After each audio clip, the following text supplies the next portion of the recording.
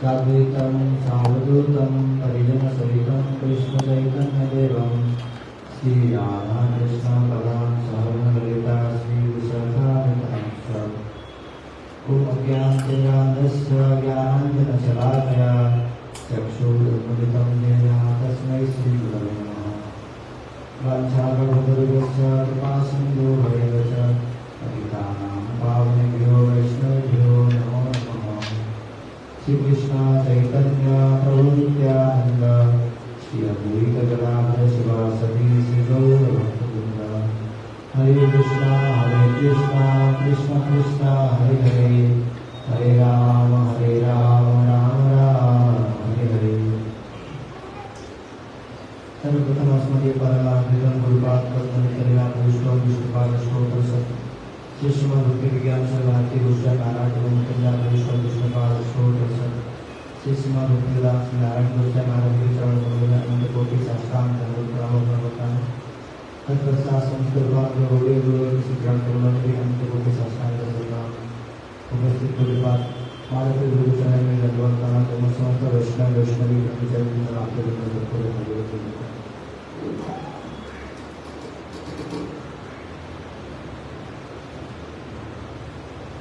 आज एक विशेष तिथि है। आज दो तिथि का समागम है। एक है श्री भक्ति चैतन्य महाप्रभु के अन्यतम प्रिय पार्षद श्री बक्रेश्वर पंडित जी का आज शुभ विवाह तिथि है, जिनके आविर्भाव तिथि हम लोग कुछ दिन पहले ही मनाया था। और आज और एक विशेष तिथि है, आज ऐसी खेरा पंचमी। तो ये हेरा पंचमी अर्थात जगन्नाथपुरी में रथयात्रा के उपरांत पांचवा दिन पंचमी के दिन हेरा अर्थात देखने के लिए लक्ष्मी देवी जाती है। भूमि विशेष प्रकार का अलग अनेक लीलाएं हुई है। तो श्री बक्रेश्वर पंडित जी के विषय में हम लोग श्रवण भी किए थे कि जो चतुर्व्यूह है द्वारिका में चतुर्व्यूह है, वासुदेव, संकर्षण, प्रद्युम्न, अनिरुद्ध। तो चतुर्व्यूह में से जो अनिरुद्ध है, वही अनिरुद्ध ही बक्रेश्वर पंडित जी के रूप में आए हैं चैतन्य महाप्रभु के यहाँ। और महाप्रभु लीला में विशेष करके उनकी जो सेवा थी वो नर्तनियाँ थे, नृत्य करते थे। जब हम लोग श्रवण करते हैं चैतन्य महाप्रभु रथयात्रा के समूह में अपने समस्त भक्तों को 7 संप्रदाय 7 अलग अलग ग्रुप में डिवाइड करके जब किसी ग्रुप में किसको नर्तनी आता कोई उनकी कोई दल में कोई उनके भक्तों कीर्तन करते थे, प्रमुख कीर्तनिया थे और कोई प्रमुख नर्तनिया थे। तो उनमें जो चौथा संप्रदाय थे, उन चौथा संप्रदाय में वो प्रमुख नर्तनिया थे, वो थे श्री बक्रेश्वर पंडित जी। और जो प्रमुख कीर्तनिया थे वो थे गोविंद घोष। तो इस प्रकार चैतन्य महाप्रभु सेवा में उनका नर्तन सेवा था। और हम लोग श्रवण किए थे कि किस प्रकार से बक्रेश्वर पंडित जी वो इस प्रकार के नृत्य करते थे, भगवत प्रेम में उन्मत्त होकर के इस प्रकार के नृत्य करते थे कि लगातार 72 घंटे अर्थात 24 प्रहर, एक प्रहर होता है लगभग 3 घंटे और एक दिन में टोटल 24 घंटे को कहते हैं 8 प्रहर। तो उस प्रकार 24 प्रहर लगातार वह नृत्य कर सकते थे। उनके अंदर इतनी शक्ति थी। और ये क्या होता है, इसको कहते हैं कि सात्विक भाव अर्थात जो अष्टसात्विक भाव है उसमें से अलग अलग क्रियाएं शरीर में उदित होती हैं, जिसमें नृत्य, गान और स्वेद, कंप, अश्रु आदि जो कि साधारण व्यक्ति के शरीर में इस प्रकार की भावना, इस प्रकार की क्रियाकलाप देखना संभव नहीं है। जैसे हम लोग श्रवण करते हैं चैतन्य महाप्रभु जब नृत्य करते थे कीर्तन के बीच में जगन्नाथ यात्रा के सम्मुख में, तो महाप्रभु के शरीर में प्रेम का ऐसे भाव उदित होता था। महाप्रभु प्रेम में ऐसे उन्मत्त हो जाते थे, उनकी नेत्रों से अश्रुधार बहते थे। और किस प्रकार केंद्र की पिचकारी जैसा अर्थात हम लोग जब होली खेलते हैं पिचकारी द्वारा जो पानी फेंकते हैं, तो जितने जो साधारण व्यक्ति होता है तो कितना 2-4 गुण अशुभ 10-20 गुण भी मिलेंगे, लेकिन चैतन्य महाप्रभु के नेत्रों से पिचकारी जैसा अशुभ गुण का प्रभावित होता है। यहाँ तक कि चारों ओर से जो भक्त होते वो सब क्या करते थे, गीले हो जाते थे, स्नान कर लेते थे चैतन्य महाप्रभु का सुधार से। और फिर अभी क्या गया कि महाप्रभु कृष्ण प्रेम में इतना उन्मत्त हो जाते थे, उनके दांतों, उनके शरीर में दांत थे, वो ऐसा होता था कि इतना जोर से हिलने के माने कि अभी भी गिर जाएंगे। और चैतन्य महाप्रभु के शरीर में जो लोग हो, उनके जो लोगों को वो इस प्रकार के हो जाते हैं, सिमली वृक्ष होता है, जिसमें एक वृक्ष होता है जिसको कहते हैं सिमली वृक्ष। उसमें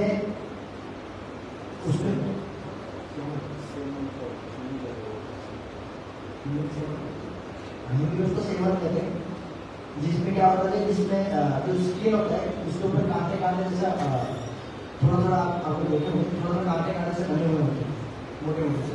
तो उस प्रकार के चैतन्य महाप्रभु के शरीर ऐसा हो जाता था, उनके लोम मानो वो कांटे जैसा हो जाते थे, और उनके लोम चमड़े होते थे वो ऐसा ऊपर फूल जाते थे कि मानो अभी क्या होते, अभी खून निकल आएगा बाहर से। तो इस प्रकार की जो भावना साधारण रूप से शरीर में दिखाई नहीं पड़ता, ये विशेष अष्टशक्तिक विकार में से ये विशेष एक शरीर का क्रिया होता है।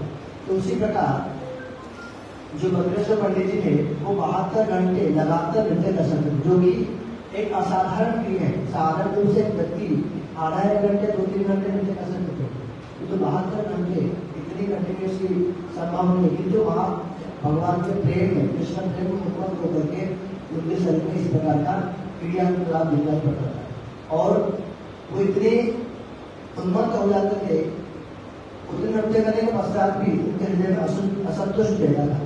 वो चैतन्य महाप्रभु कहता था, हे प्रभु, हे चांद मुख, हे प्रभु दिन के मुख, चंद्रमा समान मुख, हे प्रभु आप क्या कीजिए, मुझे 10,000 गंधर्व प्रदान कीजिए, जो क्या करने कीर्तन करके महाप्रभु प्रेम में और वाद्य बजाएंगे, ताकि मैं उनके कीर्तन और वाद्य में नृत्य करूंगा, तब मुझे संतुष्टि मिलेगी।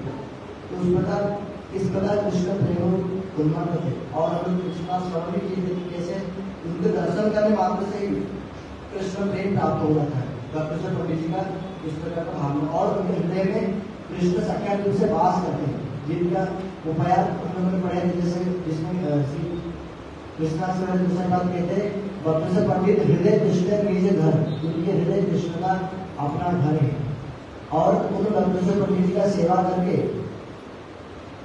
जो देवानंद पंडित जी थे, उन्होंने जो वैष्णव अपराध हुआ करते अनजाने में शिवानंद पंडित जी के चरण में, उन्होंने वैष्णव अपराध का जो मार्जन श्री बद्रेश्वर पंडित जी जैसा भक्तों की सेवा करने के फल से श्री देवानंद पंडित जी का मार्जन हुआ था, और चैतन्य महाप्रभु की कृपा की पात्र बने थे। तो उसी प्रकार बद्रेश्वर पंडित जी का और अधिक कुछ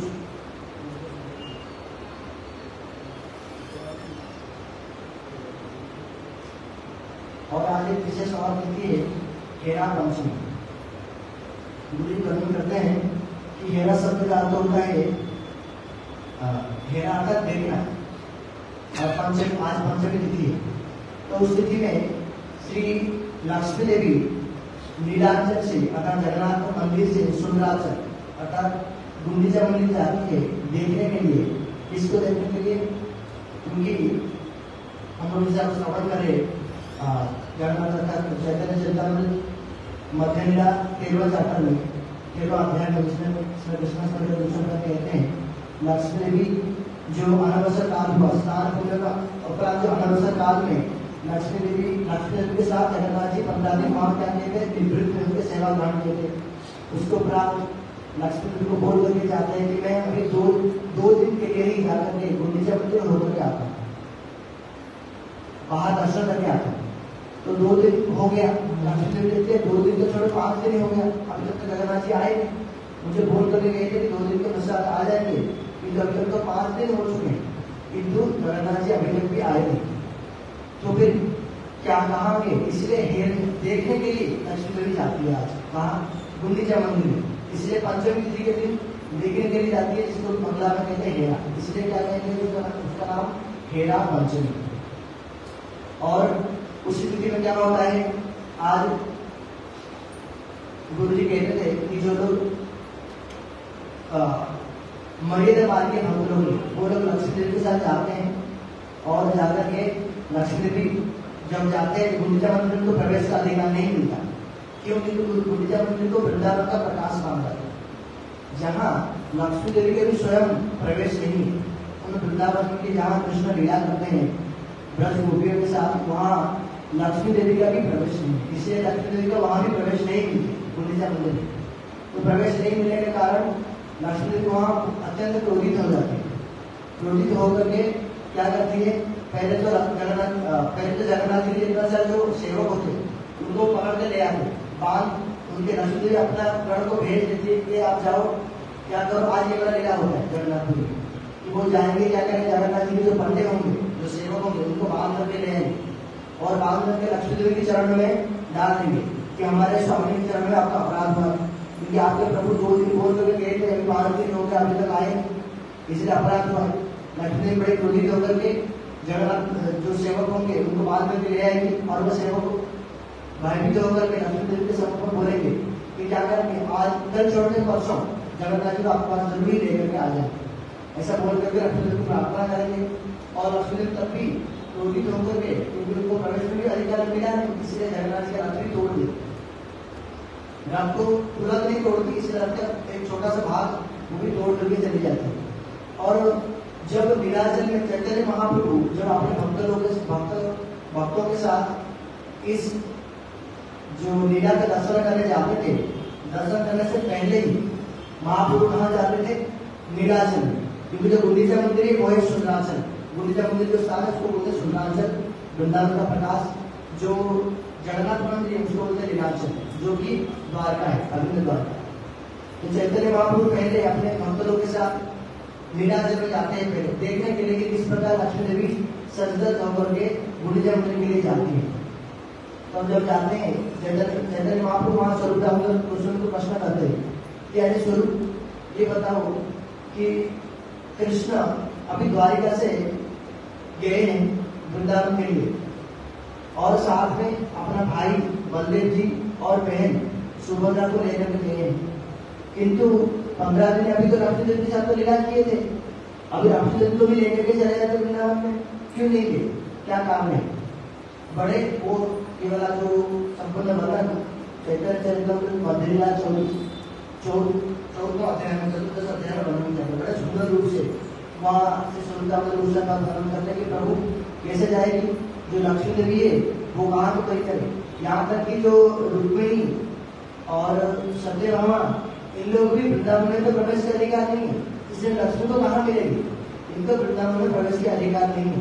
क्योंकि वृंदावन में कौन जा सकते हैं, जिनका कृष्ण के प्रति जो इनमें से शांत दास सख्य वात्सल्य मधुर, जो कि संपूर्ण रूप से मर्यादा रूप से नहीं माधुर्य रूप से जो कृष्ण के प्रति जो भावना होते हैं, इन लोग का ही वृंदावन के अंदर प्रवेश होता है, जिनका कृष्ण के प्रति उस प्रकार का प्रेम है, जैसे वृंदावन के जो भक्त लोग शांत दास्य सख्य वात्सल्य मधुर, इन लोगों का जिस प्रकार कृष्ण के प्रति प्रेम है, उस प्रकार का प्रेम कहाँ कृष्ण के प्रति जिनका होता है उनको वृंदावन में प्रवेश का अधिकार नहीं मिलेगा। लक्ष्मी देवी का तो उस प्रकार का प्रेम नहीं है, इसलिए इनको वृंदावन में प्रवेश का अधिकार नहीं है, इसलिए ये वृंदावन में जा नहीं सकती।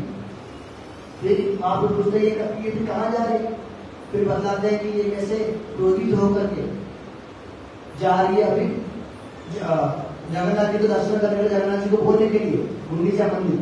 फिर वहां जब लक्ष्मी देवी पहुंच जाती है और जब तोड़ करके आ जाती है और उसके पश्चात फिर चैतन्य महाप्रभु पूछते हैं कि हे स्वरूप दामोदर आप बताओ कि वृंदावन में जो ब्रज गोपियां हैं उनका किस प्रकार की भावना है।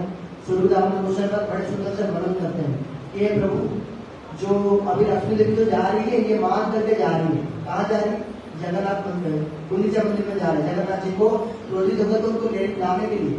ये जो मान होता है वास्तविक रूप में जो मान का सर्वश्रेष्ठ सीमा है वो कहाँ है, वृंदावन में ब्रज गोपियों में श्रीमती राधा रानी दिखाई पड़ती है। और उनके अंदर जो मान है किस प्रकार की, उनके जो मान है एक बहुत लंबे नदी के समान है जो गोपियों के अंदर जो मान है, और उनके जो प्रेम है किस प्रकार कृष्ण के प्रति वो सारी चीजें वर्णन करते हैं।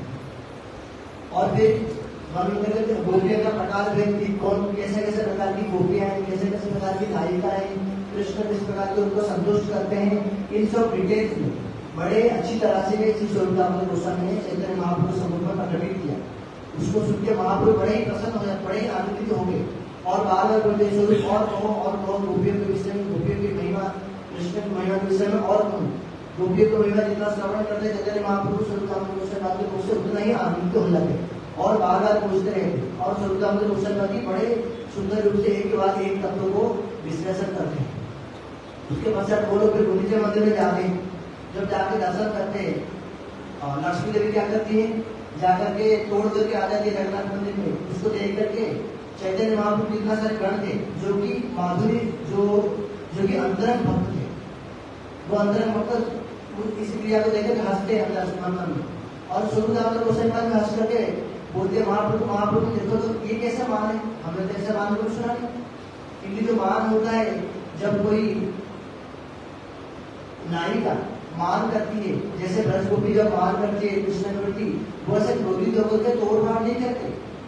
वो क्या करते, वो तो स्वयं को ऊपर क्या करते हैं, बड़े ही दुखी होकर के उदास होकर के रहते हैं और दुख होकर के और कृष्ण के साथ में वार्तालाप सब कुछ करते हैं। इस प्रकार के तोड़ फाड़ करना ये कौन सा मान है, ऐसा तो मान में देखा नहीं।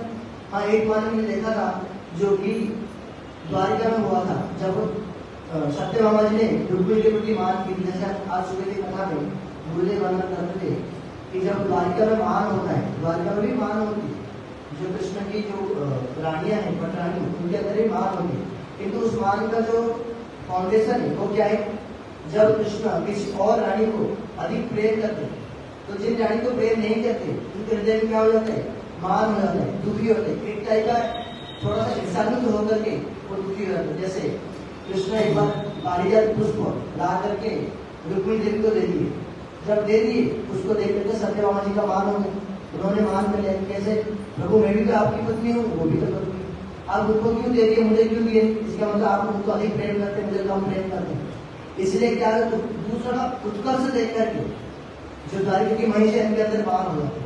किंतु ब्रज गोपियों के अंदर जो मान होता है वो उत्कर्ष के कारण नहीं, गुरुदेव वर्णन करते वो सेवा के कारण मान होता है। हमारे गुरु जी भी इस प्रकार से बोलते थे कि कैसे कि जब कृष्ण नहीं आते हैं राधा रानी के पास में, राधा रानी के कुंज में, तो क्या है, कृष्ण का सेवा नहीं कर पाने के कारण राधा रानी दुखी हो जाती, तब मान जाती, आप आए तो नहीं, मैं अपनी सेवा करती, मैं अपना सेवा नहीं कर पाई। इसलिए वो क्या करती है, मान कर लेते, ताकि आप किसी दूसरे के पास चले गए, आप उनको ज्यादा प्रेम कर दिए, इसलिए मैं दुखी हो जाती, इसलिए दुखी नहीं होती। वो इसलिए दुखी होती है कि वो कृष्ण को अच्छे से सेवा नहीं कर पाती, इसलिए दुखी होगी।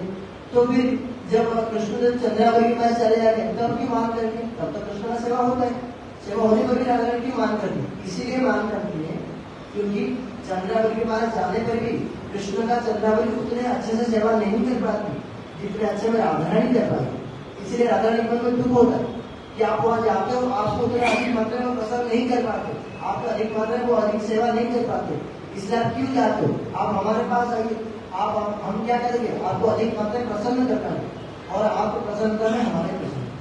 इसलिए ब्रज गोपियों का जो मान है वो अलग है और जो ब्रज जो द्वारिका की महिषा का मान है वो अलग है। स्वरूप दामोदर गोस्वामी पर वर्णन करते हैं, अरे लक्ष्मी देवी का मान तो ये तो और ही अलग है, ये तो क्रोधित होकर के जाके जगन्नाथ जी के जो पढ़ने हैं, जो सेवक है उनको बांध करके ले जाए, उनको दंड दे रही है और जगन्नाथ जी के रथ को भी तोड़ रही है।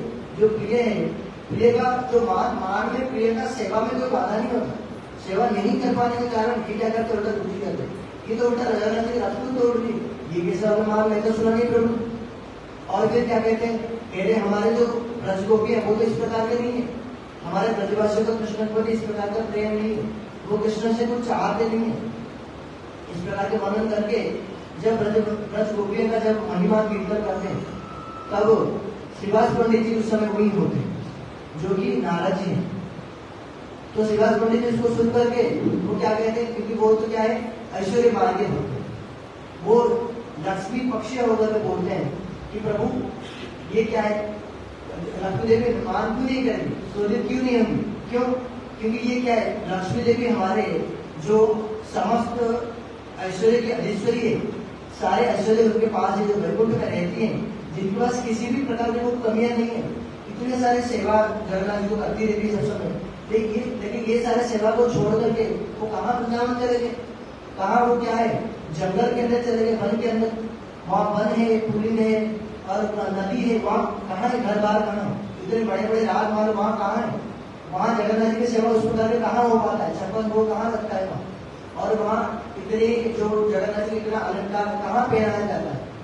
इसीलिए क्या है, वृंदावन में जो गोपियां वो क्या करती है, वो तो दूध छाछ भिगोती, वो क्या करते दही भिगोती और दूध निकालती है, वो तो गोबर लिखती है। इसलिए क्या उन लोगों के पास इतना अधिक इतना सेवा करने के लिए इतना अधिक उपकरण नहीं है। वृंदावन में इतना अधिक कोई वस्तु है ही, वैकुंठ में तो इतना अधिक वस्तु, उसको छोड़ करके जगन्नाथ जी से चले गए, लक्ष्मी क्यों नहीं जुड़ी जुड़ी तो बोलेगी सारे सेवा को छोड़ करके, इसीलिए हमारे लक्ष्मी जुड़ी जुड़ी होती है। उसको सुन करके शर्मा श्रीवास पंडित जी को बोलते हैं, अरे श्रीवास पंडित आप जानते नहीं हो, वृंदावन ऐसा नहीं है। वृंदावन में आपको जो दिख रहा है, जो घास और जो जंगल, जो धूली कला, वो कोई साधारण धूली कला नहीं है।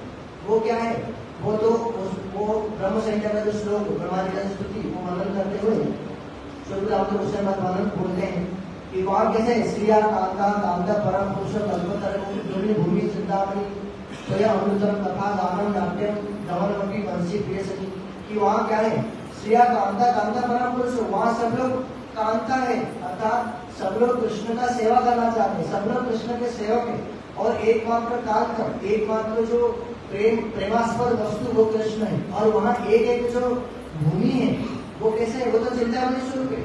आप वृंदावन आपके जो वैकुंठ में हो सकता है कुछ कुछ मणियां हो, और हो सकता है कुछ कुछ अलंकार हो सकता है कुछ कुछ कामधेनु गाय हो, किंतु वृंदावन में क्या है, एक एक जो धूलि कराए वो क्या है, चिंतामणि प्रकार सत्वसु कल्पवृक्ष लक्षा तेजु सुरभि अभी पादयंतम लक्ष्मी सहस्र शत संभ्रम से प्रमाणम गोविंदम आदि पुरुषम तमाम बजान। वहाँ तो वृंदावन में तो एक एक जो धूलि करा है वो तो चिंतामणि स्वरूप है, और एक एक जो साधारण वृक्ष है वो तो कल्प वृक्ष जैसा है, कल्प वृक्ष ही है। और एक एक जो गाय है वो कोई साधारण गाय नहीं है, इसलिए आपको जो दिखाई पड़ता है वायु रूप से वो साधारण, वो कोई भी साधारण नहीं है। वहाँ तो वैकुंठ से भी करोड़ों गुना अधिक ऐश्वर्य है, वहाँ तो वैकुंठ से भी अधिक करोड़ों गुना अधिक भक्त लोग क्या करते हैं, कृष्ण का सेवा करते हैं, कृष्ण को वहाँ बहुत अधिक सुख मिलता है। इसीलिए क्या करते हैं, लक्ष्मी तो बिना भी लिए कृष्ण वृंदावन चले जाते हैं, क्योंकि लक्ष्मी का वृंदावन में प्रवेश नहीं है। किंतु वृंदावन का जो वासी वो क्या मांगते हैं, वो जो चिंतामणि जो जिनसे कुछ भी मांगो मिल जाता है, लेकिन वो मांगते क्या है, उसके फल मूल मांगते हैं। इसीलिए ताकि वो फल कृष्ण को आस्वादन कराए, कृष्ण उस फल से कृष्ण का सेवा करे। और क्या मांगते हैं, कृष्ण का स्वास्थ्य ही मांगते हैं। इसलिए वृंदावन के वासी है, उनका सेवा, उनका जो प्रेम है श्रीवास आप तो समझ नहीं पाओगे, तो श्रीवास कुछ और बोलते, कुछ बोलने के लिए और कुछ युक्ति करते हैं। स्वरूप दामोदर गोसाई बात के साथ चैतन्य महाप्रभु बोलने लगे, अरे श्रीवास आप रहने दीजिए, क्यों, ये जो स्वरूप दामोदर इनके साथ आप युक्ति मत कीजिए, क्योंकि यह स्वरूप दामोदर है शुद्ध ब्रजवासी, ये क्या है, शुद्ध प्रेम वासी, ये सब समय वृंदावन के शुद्ध प्रेम में भाष्य अर्थात डूबे हुए हैं, शुद्ध प्रेम में सब समय मजे हुए हैं। वृंदावन की जो वासियां, जो गोपियां, जो राधा रानी और उनके सखियां, उनके हृदय जो प्रेम है, इनको उस प्रेम का साक्षात रूप से अनुभव है, और ये साक्षात रूप से समझते हैं वो ब्रजवासी को प्रेम को, और सब समय उस प्रेम में निमज्जित रहते हैं। ये तो शुद्ध ब्रजवासी है, इसलिए क्या है, इनको वृंदावन इनसे तो क्या कीजिए, और इसके विषय में ऐसे वार्तालाप कीजिए। जबकि हम लोग देखते हैं, हमारे गुरु जी वर्णन करते हैं कि स्वरूप दामोदर गोसाई महाराज जीवन में कभी भी वृंदावन गए नहीं, कभी भी वृंदावन गए नहीं, किंतु तब भी चैतन्य महाप्रभु बोल रहे हैं कि ये स्वरूप दामोदर है शुद्ध ब्रजवासी, ये वृंदावन कभी गए नहीं, तब भी शुद्ध ब्रजवासी। हाँ, क्यों, क्योंकि वो सब समय वृंदावन के जो भाव में डूबे रहते, वृंदावन के जो ब्रजवासियों, जो ब्रज गोपियां, उनके भाव में ही डूबे रहते, उनके साक्षात रूप से वो है कम, साक्षात रूप से ललिता सखी है। इसलिए वृंदावन के जो भाव है उस भाव में सब समय डूबे रहते हैं। जिस प्रकार जो प्रबोधानंद सरस्वती पाद, जिन्होंने की नवदीप शतकम लिखा 100 श्लोक में, वैसे तो अलग अलग और भी श्लोक नवदीप धाम को मैंने वर्णन किया है अलग स्थान पर, किंतु विशेष करके उनका जो ग्रंथ है उसका नाम है नवदीप शतकम, जहाँ 100 श्लोक में नवदीप धाम का महिमा कीर्तन किया। किंतु जीवन में कभी भी नवद्वीप धाम आई नहीं। ब्रह्मानंद सरस्वती चैतन्य महाप्रभु को कहाँ स्थान दिए? वृंदावन। सब समय वृंदावन में ही रह करके भजन करते थे, किंतु तब भी नवद्वीप कभी भी नहीं आने पर भी वो क्या है, नवद्वीप शतकम लिखे हुए और इस प्रकार के वर्णन किए हुए नवद्वीप धाम का पढ़ करके किसी भी प्रकार का कोई अनुमान कोई लगा नहीं सकता कि वो कभी नवद्वीप आए नहीं। क्योंकि वास्तविक रूप में वो नवद्वीप में ही सब समय नहीं रहे। नवद्वीप में जो भाव है चैतन्य महाप्रभु के, उन भाव में सब समय वो डूबे रहते, इसीलिए वो भी सब समय नित्य नवद्वीप निवासी है। जिस प्रकार जो स्वरूप दामोदर गोस्वामी प्रति नित्य वृंदावन वासी है, नित्य ब्रजवासी है, शुद्ध ब्रजवासी है।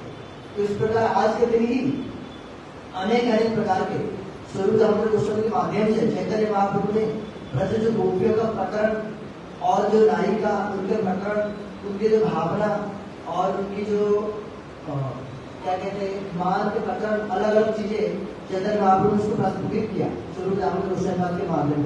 और आज ही के दिन ही जो माधुर्य और जो औदार्यमय सेवा, जो ऐश्वर्यमय सेवा और जो माधुर्यमय सेवा, उनमें क्या अंतर है उसको भी आज के दिन ही प्रकटित हुआ। चैतन्य चरितामृत से वर्णन किए हुए। तो आज यह मंजूरी है और आज से भक्त से पंडित जी की शुरुआत की है। इससे कुछ चरण में प्रार्थना वाचा करते हुए सब प्रकाश में भगवत नाम आनंद कृष्ण भगवान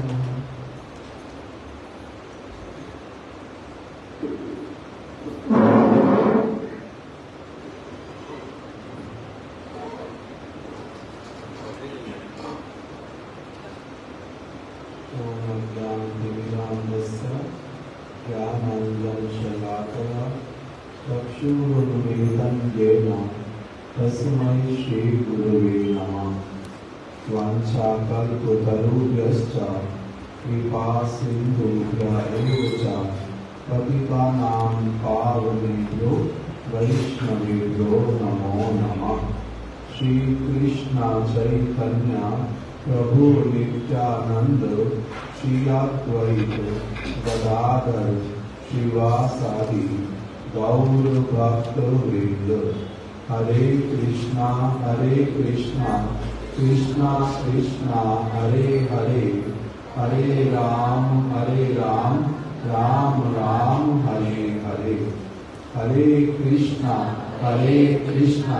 कृष्णा कृष्णा हरे हरे, हरे राम राम हरे हरे। हम लोगों ने अभी श्रवण किया थोड़ा सा श्री वक्रेश्वर पंडित जी के विषय में और थोड़ा सा हमने श्रवण किया हेरा पंचमी के विषय में। दो तिथियां एक साथ में। वक्रेश्वर पंडित जी की आज तिरोभाव तिथि। कुछ दिन पहले ही हमने उनकी कथा को श्रवण किया, उनका आविर्भाव तिथि आया, अधिक समय नहीं हुआ।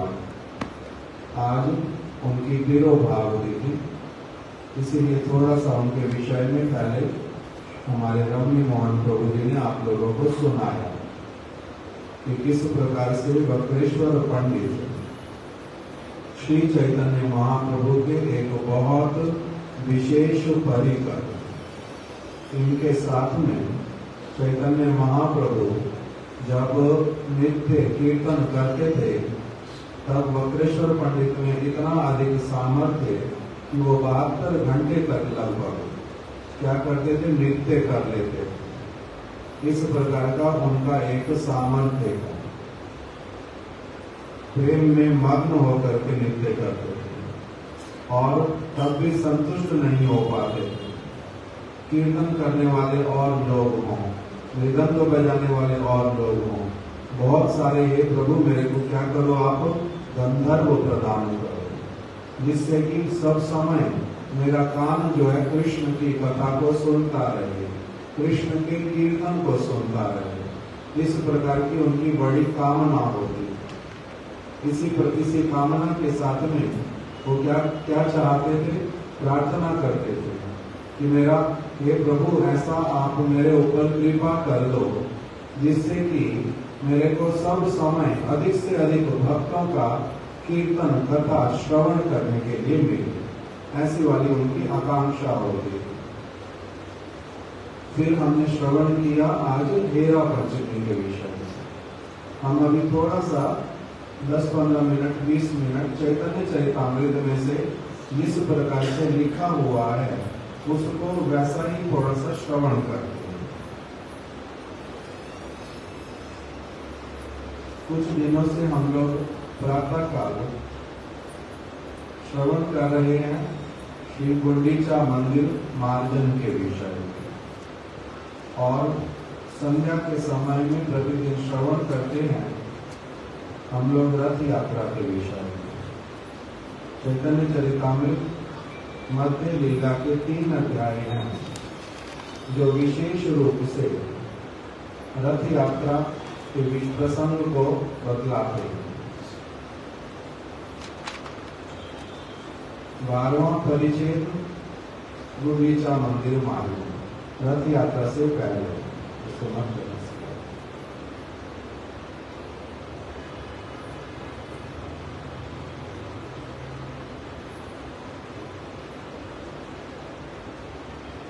रथ यात्रा से पहले गुंडीचा मंदिर मार्ग, उसके विषय में हम लोग प्रातः काल श्रवण कर रहे हैं कि कैसे श्री चैतन्य महाप्रभु ने जो जगन्नाथ जी के 3 विशेष सेवक श्री काशी मिश्र जी, श्री सार्वभौम भट्टाचार्य और परीक्षा पात्र, ये 3 व्यक्ति इनको अपने निकट में बुलाया और उनसे प्रार्थना की कि मेरे को गुंडीचा मंदिर की सफाई करने की अनुमति प्रदान कर दो, सेवा अपनी आप से मांग करके लेगी। इतना उनके हृदय में भावना था। काशी मिश्र राजगुरु,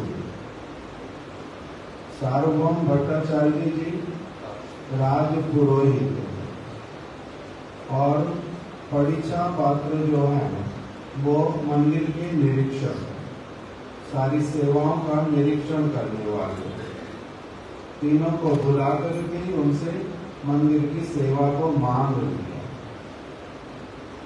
और फिर अपने सारे भक्तों को कहा कि आप लोग कल प्रातः काल सभी आ जाना, हम लोग गुंडीचा मंदिर की सफाई करने के लिए जाएंगे।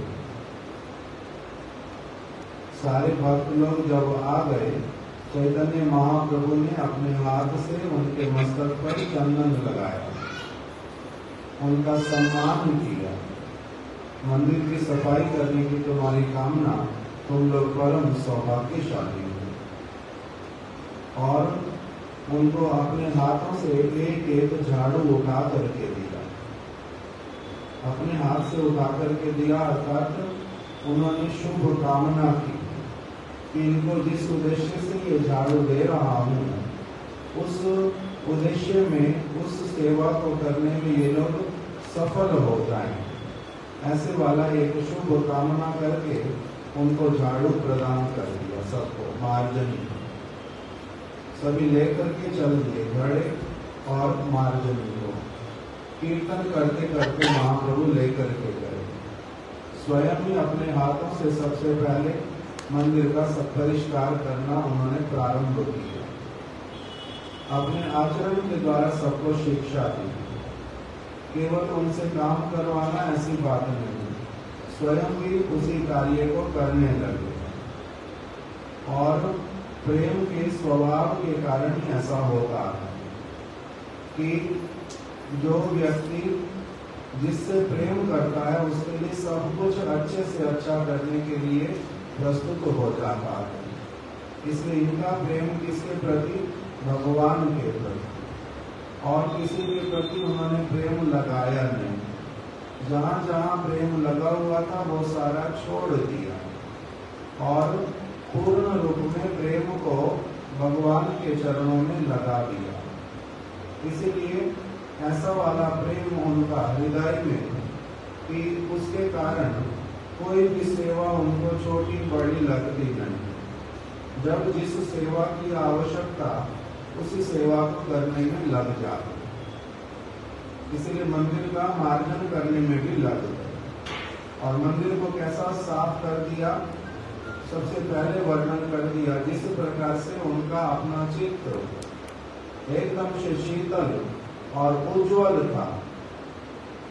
शीतल का मतलब बिल्कुल शांत, और उज्जवल का अर्थ पूर्ण रूप में प्रकाशमान, जहाँ पर अज्ञानता नाम की वस्तु रत्ती भर भी नहीं है। उज्जवल, जैसा उनका अपना हृदय अत्यंत उज्जवल और शीतल, उसी प्रकार से उन्होंने मंदिर को बिल्कुल वैसा उज्जवल बना दिया, शीतल कर दिया, साफ कर दिया, जिसमें कि वो जो भगवान के बैठने योग्य वो स्थान बन जाए। सारे कक्ष परिष्कार कर दिए, मंदिर परिष्कार किया, प्रांगण जो है आंगन उसको साफ कर दिया, अपने भक्तों को भी सभी को लगाया उसी में, जितने सारे विषय करना सिखाया। इस प्रकार से पहले मंदिर मार्जन हुआ और उससे अगले दिन फिर बताया रथ यात्रा।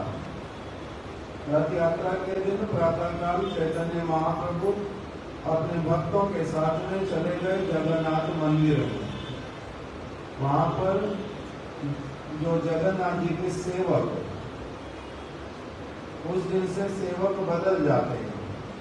सारा वर्ष जो सेवा करते हैं वो अलग प्रकार के सेवक, और जो रथ यात्रा वाले स्नान यात्रा से लेकर के रथ यात्रा अभी गुंडीचा मंदिर, इसमें अलग सेवक, उनको कहते हैं दैता। वो वाले जो सेवक हैं वो क्या करेंगे, अभी जगन्नाथ जी को उनके सिंहासन से लेकर के आ जाएंगे और रथ तक चढ़ाएंगे।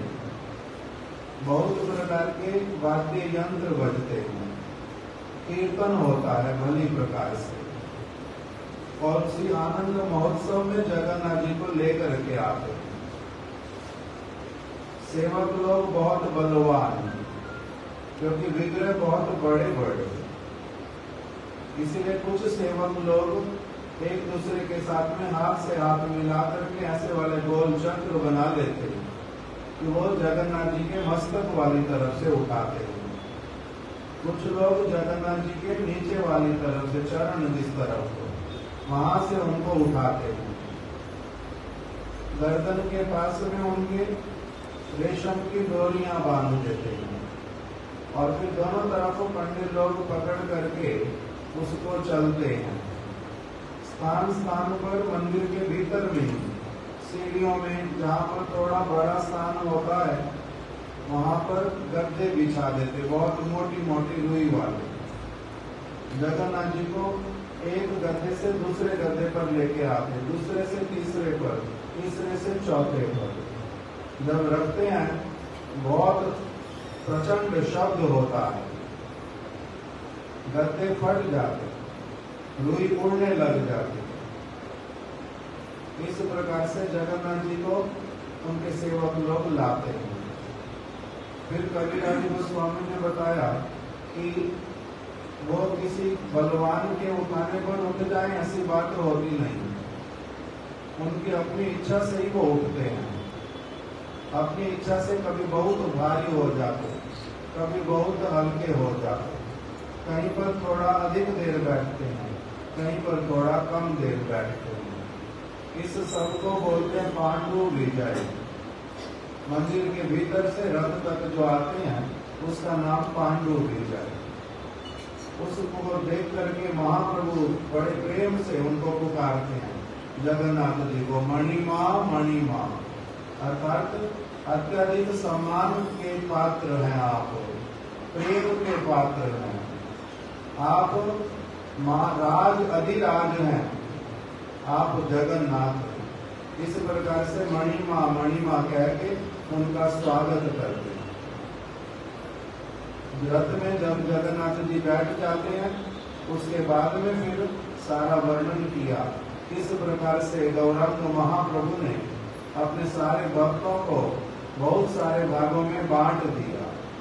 चार ग्रुप, उनको तो रथ के आगे कीर्तन और नृत्य इत्यादि करने के लिए नियुक्त कर दिया। 2 और दल बनाए, जगन्नाथ जी के रथ के दोनों तरफ चलेंगे, एक रथ के पीछे चलेंगे। इस प्रकार से 7 जो है संप्रदाय बना दिए।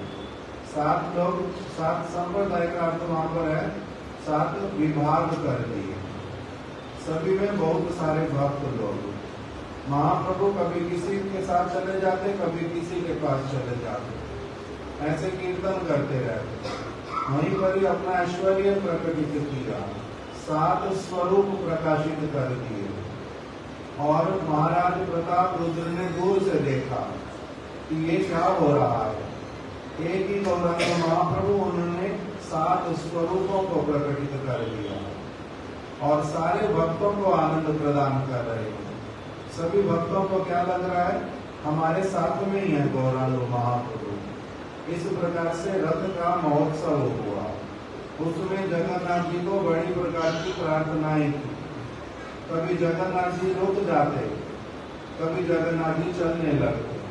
महाप्रभु के नृत्य को देख करके जगन्नाथ जी भी अत्यंत आश्चर्यचकित हो गए। ऐसा सारा रथ का प्रसंग चल रहा है। और उसी के बीच में आज जगन्नाथ जी को रथ यात्रा को 5 दिन हो गए। और आज के दिन को फिर क्या कहते हैं, हेरा पंचमी। लक्ष्मी देवी को जगन्नाथ जी कहकर के क्या आए थे कि पहले तो स्नान किया मैंने, ठंडा लग गया था बहुत अधिक, ज्वर भी हुआ, औषधि भी कितने दिन तक लिया, अब स्वास्थ्य तो अच्छा लग रहा है, तुमने बड़ी अच्छे से सेवा किया, स्वास्थ्य अच्छा ही लग रहा है, किंतु तब भी घर के भीतर बैठने की इच्छा नहीं है, बाहर जाने की इच्छा करती है। इसीलिए लक्ष्मण जी की अनुमति लेकर के बलदेव जी और सुभद्रा जी के साथ में रथ में चल पड़े। रथ में तो पहुंच गए। अभी लक्ष्मण जी को कह के आए थे मैं थोड़े समय में आ जाऊंगा, थोड़े समय में आ जाऊंगा। बाहर गए, रथ में बैठने पर कैसा एकदम से मन आनंदित हो गया, क्योंकि वहां पर जो रेती है और जिस प्रकार से दोनों तरफ वन उपवन है, उनको देख करके वृंदावन का स्मरण होता है। बालू एकदम से देख के ऐसा मन में आता था जगन्नाथ जी के कि ये क्या है, वृंदावन, यमुना जी के तट है, कुलीन है, यमुना जी का स्मरण। और फिर उसके दोनों तरफ कुंज निकुंज जैसे ये बगीचे लगे हुए हैं। इसीलिए उन बगीचों को देखते देखते, उन बगीचों को देखते देखते जगन्नाथ जी जो है वो अपना गुंडीचा मंदिर की तरफ जाते हैं। वहां से भीतर में कहा चले जाते हैं, गुंडीचा मंदिर में। गुंडीचा मंदिर मतलब वृंदावन, वृंदावन के भीतर में चले गए। अभी वहां पर उनके सारे जो ब्रज के भक्त वो उनकी सेवा करते हैं, विशेष रूप से गोपियां उनकी सेवा करती हैं। उनके साथ में अनेक प्रकार का वार्तालाप होता है। दूसरी ओर यहाँ पर अब 5वां दिन जब हुआ, लक्ष्मी देवी 1-2 दिन से कहाँ जाके बैठ जाती थी, पुरी में एक स्थान है, उसका नाम है चाहनी मंडप। वहां पर लक्ष्मी देवी चाहनी मंडप मतलब एक ऐसे स्थान पे बैठ जाती हैं जहाँ से जो राजमार्ग है, सड़क है, वो पूरी दिखलाई देती है और बार बार देखती है कि अभी आ जाएंगे, अभी जगन्नाथ आ जाएंगे, अभी आने वाले होंगे। देखती रहती देखती रहती देखती रहती। इसलिए उस स्थान का नाम ही क्या पड़ गया, चाहनी मंडप, अर्थात चाहत के साथ में देखती रहती। किंतु जगन्नाथ जी आए नहीं। तो इसीलिए आज के दिन में वो क्या करती हैं, बड़ी क्रोधित हो जाती हैं कि कह करके गए मैं अभी आ रहा हूं और आते हैं नहीं। आते हैं नहीं, इसलिए क्या कर दिया, एक रथ सजवाया, अपनी सारी सेविकाओं को लेकर के इकट्ठे हो गए। उसी प्रसंग को हम लोग अभी 5 मिनट थोड़ा सा पढ़ लेंगे।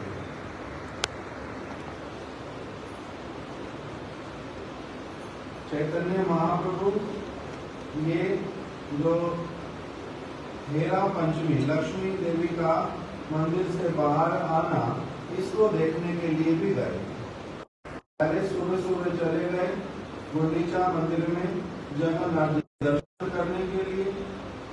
ये वाले 9 दिन महाप्रभु गंभीरा मंदिर में रहते हैं।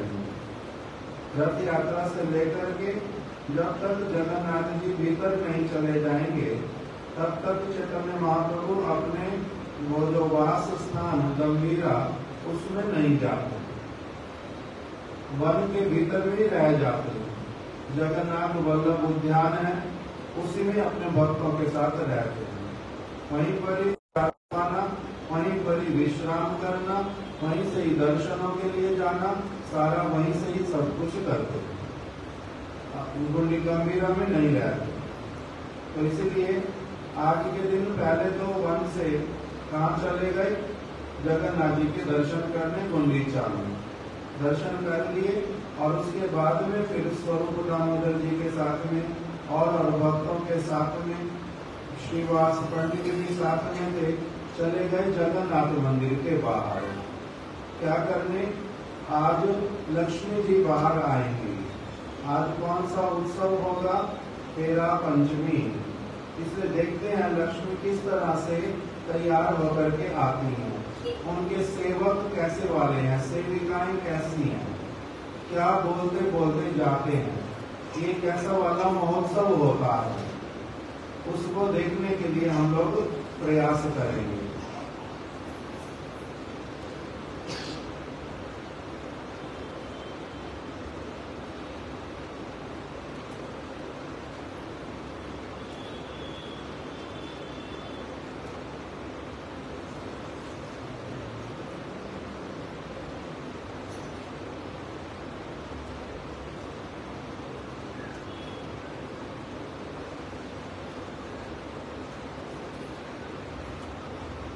हेरा पंचमी दिन आयलो जानिया, काशी मिश्रे कहे राजा सा यत्न कोरिया।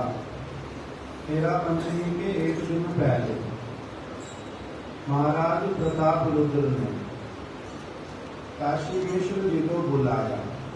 काशी मिश्र जी राजगुरु, उनको बुलाया और क्या कहा कि देखो हेरा पंचमी का दिन आ गया है, इससे कल तुम क्या करना, कल हेरा पंचमी हमें लक्ष्मी रुकी जाए।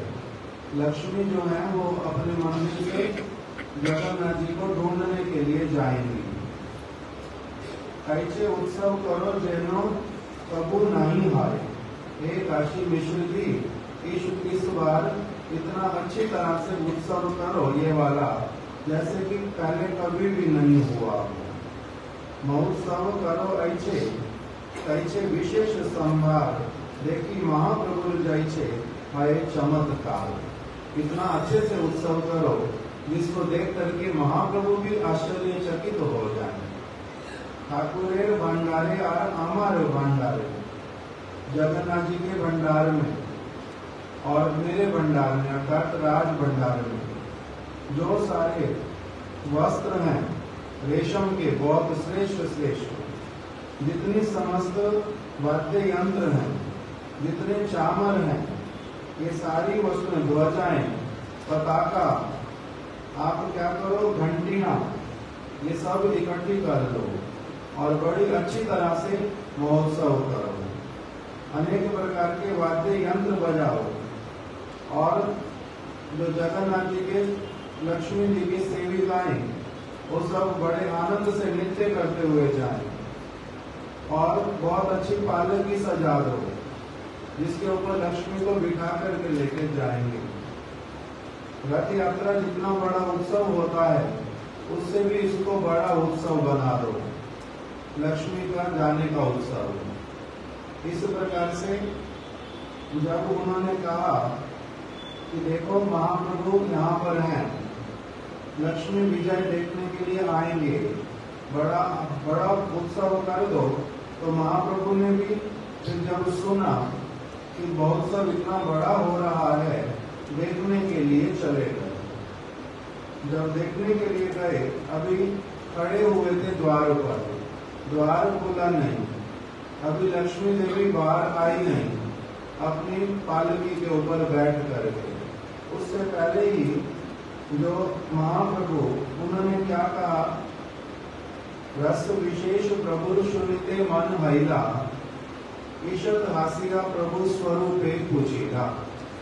स्वरूप दामोदर से चैतन्य महाप्रभु ने पूछा कि जगन्नाथ जी तो ऐसे तो द्वारिका में ही विहार करते हैं, कृष्ण द्वारिका में ही तो सब समय बहुत समय रहते हैं, तो जगन्नाथ मंदिर तो द्वारिका ही है, द्वारिका में पूरा वर्ष रहते हैं और सहज प्रकट करे परम उदार, बहुत सारी लीलाएं करते हैं वहां पर।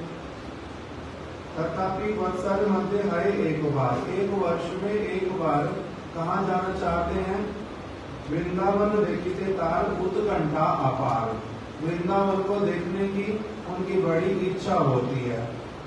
इसीलिए वृंदावन सम एक उपवन गण, ये उपवनों को वृंदावन जैसा देख करके उनको बड़ा आनंद होता है, इसलिए तो वो रथ यात्रा का चल करके बाहर जाते हैं और फिर नीलाचल अर्थात गुंडीचा मंदिर पहुंच जाते हैं। वहां पर क्या है गुंडीचा में जो उनको इतना आनंदित करता है, कहीं यहाँ पर है राजभवन द्वारिका में, और गुंडीचा में क्या है, पुष्प के उद्यान है, वहां पर बहुत सुंदर वातावरण है वृंदावन वाला, उसी को देख करके बड़े प्रसन्न होते हैं। इस बच्चे को या तो बाहर ले लो या हमारे बच्चे कमरे में ले लो।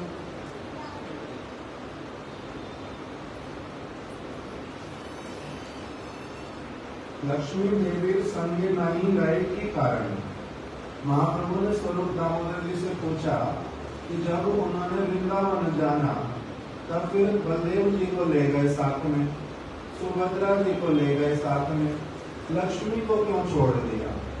सारा वर्ष इनके साथ में रहते हैं और ये सेवा भी बहुत करती है, तब फिर इनको छोड़ करके क्यों चले गए? लक्ष्मी को भी साथ ले जाते। तो स्वरूप दामोदर जी ने कहा, सुनो प्रभु इहार कारण, आप इसका कारण सुनो। वृंदावन क्रीडाते लक्ष्मी नहीं अधिकार, लक्ष्मी को वृंदावन में प्रवेश करने का अधिकार नहीं है।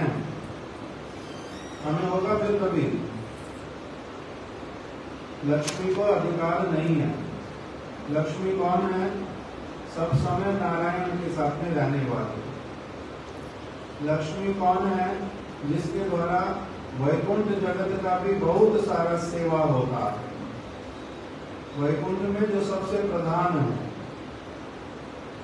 सब समय नारायण जी की सेवा करती है, वो भी यदि इच्छा करती है वृंदावन जाने की, वृंदावन की सीमा के भीतर में उनको भी प्रवेश नहीं करने दिया जाता। क्यों नहीं करने देते उनको प्रवेश?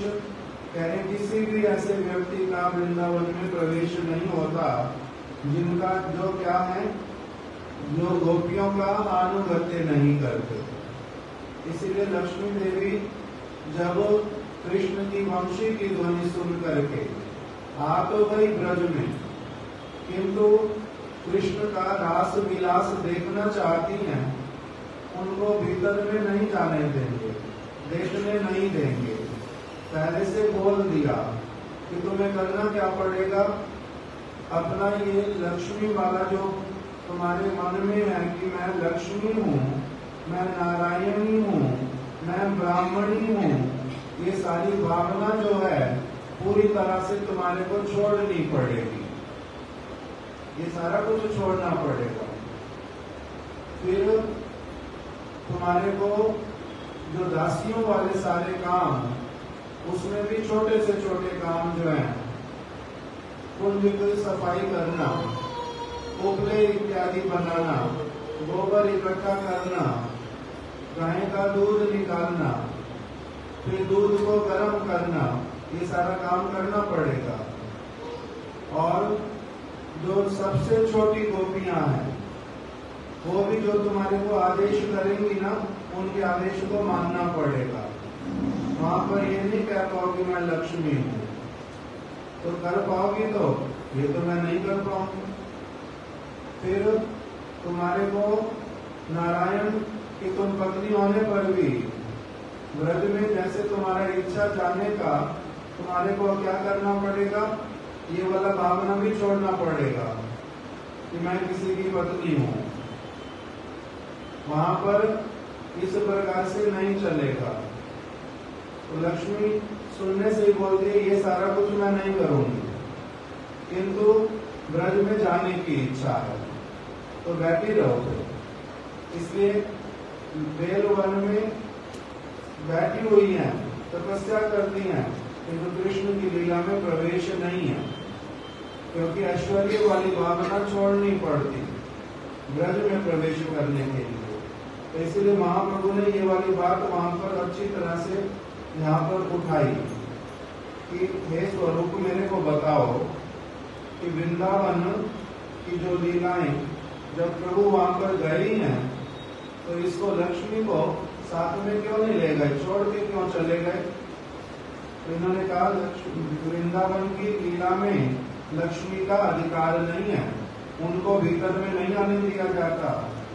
वृंदावन लीलाए कृष्ण सहाय गोपीगण, वहां पर तो कृष्ण की सारी सेवा, कृष्ण की सारी लीलाओं को जो जिस तरह से उनका आनंद पूर्वक रहने का इच्छा होता है, वहां पर तो उनकी उस प्रकार की सेवा केवल गोपियां ही कर सकती हैं।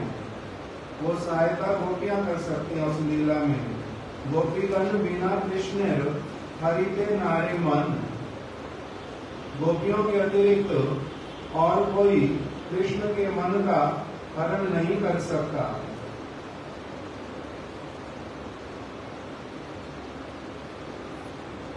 दूसरी बात फिर महाप्रभु ने पूछी कि लक्ष्मी देवी जो हैं, अभी 5वां दिन जगन्नाथ जी के ऊपर क्रोध करके क्यों जाएंगी, क्योंकि वो क्रोधित होकर के अपनी दासियों को आदेश करती हैं आज के दिन में, रथ को अच्छे से सजाओ, मेरा अच्छे से श्रृंगार करो, जितने सारे आभूषण सारे निकाल दो, आज पूरी आभूषणों से लद करके मैं जाऊंगी जगन्नाथ जी को अपना सुंदरता दिखाने के लिए। इसलिए जितने वाद्य यंत्र सारे निकालो, ऐसा आदेश करती हैं। तो महाप्रभु ने पूछा कि जगन्नाथ देव कहकर भी तो गए हैं इनको कि मैं कुछ दिन के लिए बाहर जाऊंगा, घर में अच्छा नहीं लग रहा, इसकी अनुमति लेकर के ही गए हैं। दूसरा फिर अपने भाई के साथ गए हैं, बलदेव जी के साथ में, सुभद्रा को भी साथ में लेके गए, अकेले तो गए नहीं है। तब फिर ये लक्ष्मी इतना क्रोध क्यों कर रही है, ये ऐसा इतना क्रोध क्यों कर रही है। तब स्वरूप दामोदर गोस्वामी जी ने बताना प्रारंभ किया कि ये तो प्रेमवती का स्वभाव है। प्रेमवती यही तो स्वभाव है।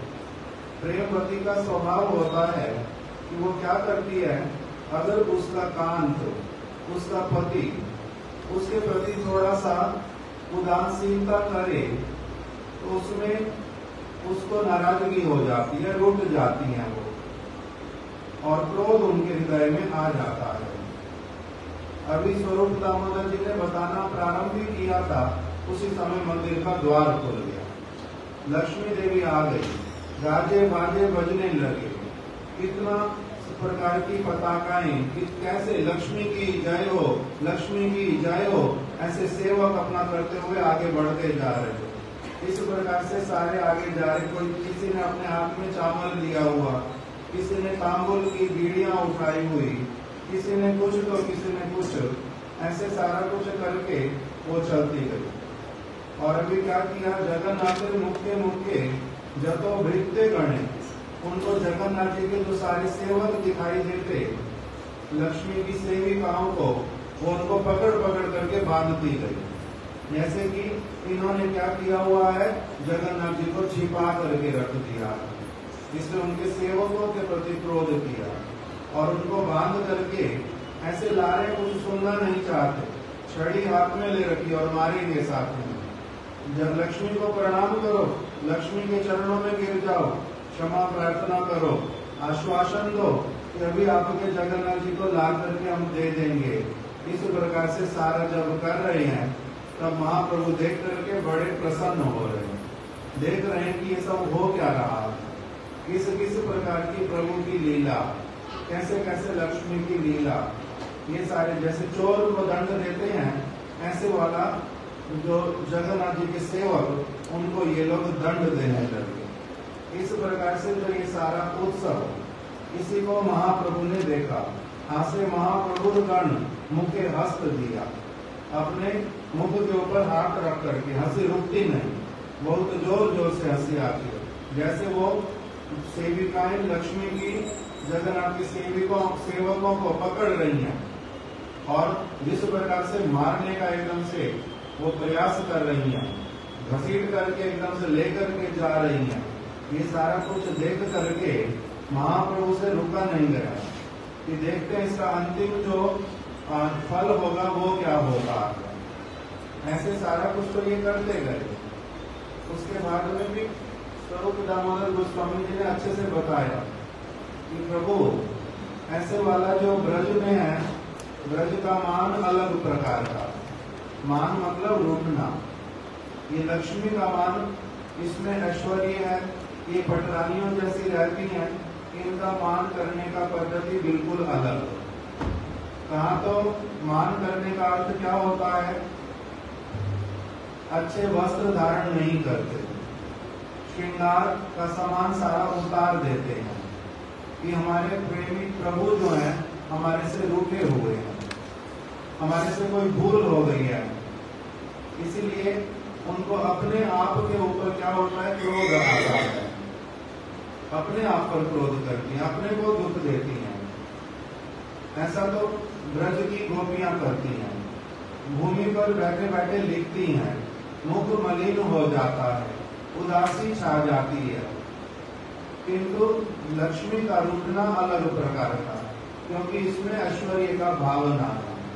ये सारा कुछ यहाँ पर अच्छी तरह से वर्णन किया कि कैसे कैसे मान होता है। बाद में किंतु बताया वही लक्ष्मी क्या करती हैं, आ तो गई कहाँ तक, गुंडीचा मंदिर तक, रथ को ढूंढते ढूंढते, रथ को देख करके क्या किया कि इसका अर्थ क्या है, अभी मंदिर के भीतर में ही है। वृंदावन का द्वार उनके लिए बंद कर दिया गया, गुंडीचा मंदिर का द्वार, भीतर नहीं जा पाएंगे। अभी उनकी सेविकाएं जोर जोर से दरवाजे बजाती हैं, कोई अंदर से खोलता ही नहीं, बजाते बजाते अपनी आप से थक जाती हैं। लक्ष्मी बड़ी लज्जित होती हैं, इसीलिए अभी क्या करेंगे, क्रोधित होकर के जगन्नाथ जी के रथ को एक तरफ से तोड़ देती है, थोड़ा सा गुस्से के कारण अपने हाथों से। और फिर अभी मंदिर में प्रवेश नहीं मिला, लक्ष्मी है लज्जित हो गई, अपनी सेविकाओं को सबको बोलती है, अब तुम क्या करो, ये वाद्य यंत्र बजाना बंद कर दो, वाद्य यंत्र बजाने बंद करो, सारे एक एक करके इधर उधर अपना चले जाओ चुपचाप। ये तो बड़ा लज्जा का बात है, द्वार ही खुला नहीं मेरे लिए, मैं सोचती थी मैं इतनी बड़ी हूँ, द्वार ही खुलते नहीं हमारे लिए। तो इसलिए लज्जित होकर के सारे जो वो अपने साथ में बड़े बड़े मशाल लाते हैं, जिससे चारों तरफ प्रकाश हो जाता है, उसको बुझवा देती है, इसको बंद कर दो, सारे मशाल बंद कर देते हैं और प्रकाश रहेगा नहीं। रथ को थोड़ा सा तोड़ देती है और फिर अभी राजमार्ग से वापस लौट के आती नहीं, कोई देखे ना, लज्जा के कारण गलियों गलियों में से घूम घूम करके जैसे कैसे करके अपने मंदिर में पहुंच जाती है। इस लीला का नाम क्या बताया, हेरा पंचमी, अर्थात ब्रजवासियों की विजय और लक्ष्मी की पराजय। नाम तो है हेरा पंचमी। लक्ष्मी देखने के लिए आएंगी, किंतु देखने के लिए आने पर भी उनका प्रवेश नहीं है। इसलिए ये जो सारे प्रसंग कि ब्रज में जो ब्रज की भक्ति करेगा, ब्रज में जिसका प्रवेश करने का कामना, उसको फिर लक्ष्मी के जैसी सेवा नहीं करनी पड़ती। उसको गोपियों के जैसे कैसे आराधना करनी होती है कृष्ण की, वो सारा सीखना पड़ता है। इसलिए बोलते हैं जिसके मन में ब्रज का भावना आया, ब्रज के कृष्ण की जो सेवा करना चाहते हैं, उनको फिर कैसे गोपियों के जैसे कृष्ण की सेवा आराधना करनी, यहीं पर ही सारा कुछ गुरु वर्गों से सीखना पड़ता है। उनके माध्यम से ब्रज की सेवा की परिपाटी रीति नीति सब सीखनी प्रारंभ करनी पड़ती है। इसी को हमारे प्रभुपाद जी ने कह दिया कि इस शरीर में रहते रहते भगवान ने बड़ा कृपा करके मनुष्य शरीर दे दिया। इस शरीर में रहते रहते ही कुछ अंत का संधान प्राप्त कर लो कि ब्रज में क्या क्या होता है, ब्रज में सेवा कैसे होती है, उस सेवा को प्राप्त करने के लिए क्या करना चाहिए, ये सारा कुछ यहाँ पर सीखना पड़ता। रघुनाथ दास गोस्वामी ने बोल दिया कि यदि ब्रज की भक्ति करने की तुम्हारी कामना है ना, तब तुम्हें क्या करना पड़ेगा। आज सुबह हम लोगों ने ये वाला कीर्तन किया था। असद वार्ता को छोड़ देना पड़ेगा, सद वार्ता करनी पड़ेगी। सद वार्ता केवल साधु गण करते हैं, और वो सद वार्ता है भगवान की वाणी। भागवत में जो लिखा, चैतन्य चरितामृत में जो लिखा, उसको बार बार सुनना और पढ़ना, उसी का नाम क्या है, सद वार्ता करना। असद वार्ता को त्याग दो, सद वार्ता को करो। फिर मोक्ष इत्यादि की कामना को भी त्याग दो। मोक्ष को कभी भी अच्छा मत मानो। भगवान के चरणों की सेवा मिले, इसी के लिए सब समय प्रार्थना करो। फिर तीसरा बताया, लक्ष्मी जिस प्रकार से नारायण की सेवा करती है, उसकी बात को कभी सुनो तक भी नहीं। वो बातें तुम्हारे को क्या करेंगी, ब्रज में कभी भी प्रवेश नहीं करने देंगी, वैकुंठ कभी तुम्हारे को छोड़ देंगी, और प्रेम सेवा कभी प्राप्त होएगी नहीं। इसलिए लक्ष्मीपति के प्रति भी जो भावना, उसको भी कभी ज्यादा कुछ उसके लिए मत करो। ब्रज के जो राधा कृष्ण, वो जो वास्तविक उनका प्रेम, उनकी सेवा, इस सारी वस्तु को सीखने के लिए हे मेरे मन, आज से तुम प्रयास करना शुरू करो, और किसी वस्तु के लिए कामना मत करो। बाकी सब कुछ जो है उसके सामने बहुत फीका है, बहुत छोटा है। उसी बात को जो एक श्लोक में बोल दिया, वहां पर यही वाली सारी बातें बोल करके, समझ करके ही बोला जा रहा है कि लक्ष्मी का ब्रज में प्रवेश ही नहीं है, इसलिए उसके बारे में क्या बात करनी। हमारे को ब्रज की भक्ति करनी, यदि जिसका जो ब्रज में है, जिनका ब्रज में प्रवेश, उनके बारे में सारा क्या करो, सुनना समझना प्रारंभ करो। हम वहां तक कैसे पहुंच सकते, वो कब हमें अपने साथ ले जाएंगे, कब कृपा करेंगे, ये वाली सारी बातें धीरे धीरे समझो। इस सारी बात के लिए ये वाला प्रसंग उठाया। लक्ष्मी की बात समझ लो, लक्ष्मी की क्या स्थिति है। वो द्वारिका के रहने वाले, हमारे को किंतु द्वारिका में प्रवेश चाहिए नहीं, हम लोगों को ब्रज की भक्ति करनी, ब्रज में प्रवेश करना चाहते हैं, इसलिए वहां के लिए अलग सारा कुछ बतलाया। ये थोड़ा सा प्रसंग हमने अभी सुन लिया, इसमें और एक विशेष प्रसंग बता देते हैं। कौन से वाला, जिसमें कि श्रीवास पंडित बीच में आकर के क्या कहते हैं, अरे भाई स्वरूप दामोदर, तुम इतना गोपियों की महिमा बोलते जा रहे हो, और जो तुम कह रहे हो कि लक्ष्मी का प्रवेश नहीं है, ये कोई बात हुई, मेरी तो समझ में नहीं आती तुम्हारी बातें। कहाँ हमारी लक्ष्मी, कहाँ उनकी इतनी सेविकाएं, इतना उनकी संपत्ति, इस प्रकार से वो सारी सेवाएं करती रहती हैं। और कहाँ ब्रज की गोपियां, उनके पास में है क्या बताओ तो?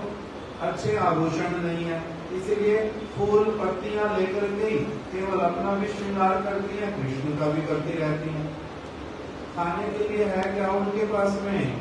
दूध दही की बनी हुई चीज, माखन थोड़ा सा बना लेती है, उसी को लेकर के थोड़ा बहुत इधर उधर करके कभी कुछ तो कभी कुछ बनाते हैं। हमारे यहाँ पर कितने प्रकार के पकवान बनते, कैसे कैसे व्यंजन बनते हैं। तो तुम्हारी गोपियां जो उनका इतना प्रशंसा करते हो, है क्या उनके पास में? स्वरूप उनका अलग प्रकार का, काम छोटे छोटे, उनके पास तो कोई संपत्ति नहीं है। तब फिर तुम्हारी गोपियों की इतनी क्या महिमा होगी। मेरी जो लक्ष्मी है, इनका तो ऐश्वर्य देखो, इनका क्रोध देखो। ये सारा कुछ उन्होंने जब कहा, तब स्वरूप दामोदर जी ने उनको समझाना प्रारंभ किया कि देखो, लक्ष्मी के पास में जो तुम्हारी है ना सारा कुछ, उससे हजारों गुना अधिक, करोड़ों गुना अधिक ब्रज में सब कुछ है। किंतु उन ब्रजवासियों का प्रेम देखो, वहां पर प्रेम के कारण बाकी सारी चीजें कैसी हो जाती हैं? बहुत छोटी, छुप जाती हैं, ढक जाती हैं। इस सारी वस्तु की तरफ उनका ध्यान भी नहीं जाता। ऐसा मत सोचो वहां पर संपत्ति नहीं है, वहां की संपत्ति बहुत बड़ी। वहां के जो पुष्प तुम्हारे रत्नों के साथ में उनकी तुलना नहीं की जा सकती। वो चेतन पुष्प हैं। अलग अलग प्रकार की सारी बातें स्वरूप दामोदर गोस्वामी जी ने कह करके बतला दिया कि वृंदावन अपराकृत भूमि, वहां की संपत्ति बहुत बड़ी, कामधेनु है वहां पर, और कल्प वृक्ष है, वहां के कण कण चिंतामणि के समान है। वहां का जो प्रेम तुम्हारी लक्ष्मी के भीतर में, उस प्रेम की गंध मात्र भी नहीं है। इसमें अपना बहुत प्रकार का स्वार्थ है लक्ष्मी में, कितनी प्रकार की इसकी अपनी कामनाएं। वहां ब्रज गोपियों का जो प्रेम है वो काम गंध शून्य, अपने लिए कभी कुछ कामना ही नहीं करती हैं, इसलिए उसके साथ में तुलना हो नहीं सकती। जब सारा कुछ बड़े विस्तार से और अच्छे से बतलाया, तब श्रीवास पंडित भी सुन करके नृत्य करने लगे। ये स्वरूप दामोदर, आपने मेरी आंखें खोल दी। इतना मधुर वृंदावन का जो सारा वास्तविक जो महात्म्य, वहाँ की जो महिमा आपने मेरे को कह सुनाई। आप बहुत धन्यवाद के पात्र, आप बहुत धन्यवाद के पात्र। ऐसे कह करके बड़ा आनंद से नृत्य किया कि मेरा बड़ा सौभाग्य हुआ कि मेरे को वृंदावन की महिमा सुनने के लिए मिली। इस प्रकार का आज ये सारा कुछ उत्सव हुआ महाप्रभु के समय में, जगन्नाथपुरी में। इस स्थिति को भक्त लोग बड़े इन सारे प्रसंगों के साथ में स्मरण करते हैं। ये साधारण बातें नहीं है, ये बहुत विशेष बातें। जो व्यक्ति इनको समझ पाता, फिर वो उसी प्रकार से ब्रज की भक्ति करने के लिए अग्रसर होता। लक्ष्मी इत्यादि की जो नारायण की भक्ति, वैकुंठ की भक्ति, वो कभी भी करने के लिए फिर नहीं जाता। ब्रजेंद्र नंदन कृष्ण की भक्ति करता है, द्वारिकाधीश कृष्ण की भक्ति नहीं करता। इस प्रकार का सारा जो प्रसंग ये महाप्रभु ने आज के दिन में उठाया था। श्री हेरा पंचमी की जय, श्री चैतन्य महाप्रभु की जय, श्रीला स्वरूप दामोदर गोस्वामी की जय, श्रीवास पंडित की जय, जय श्री वक्रेश्वर पंडित जी की जय, उनकी शुभ तिरुभाव तिथि की जय, श्रीला गुरुदेव की जय। वांछा कल्पतरुभ्यश्च कृपा सिंधु ज्ञानेर्वचा पतितानां पावनेभ्यो वैष्णवेभ्यो नमो नमः। आप सभी लोग आके ठाकुर जी का दर्शन कर लो, उसके बाद में फिर ठाकुर जी का विश्राम हो जाएगा। हम लोग फिर प्रसाद सभी लोग ले लो। 2 मिनट यहाँ पर महामंत्र कर लो।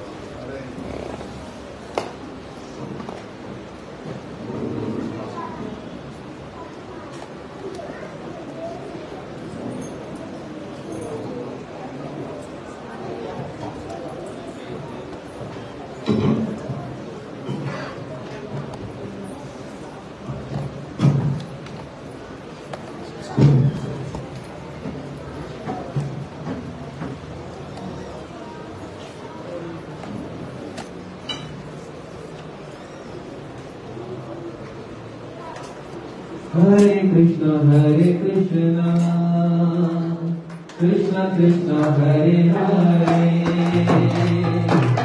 Hare Rama, Hare Rama, Rama Rama, Hare Hare, Hare Krishna, Hare Krishna, Hare Krishna,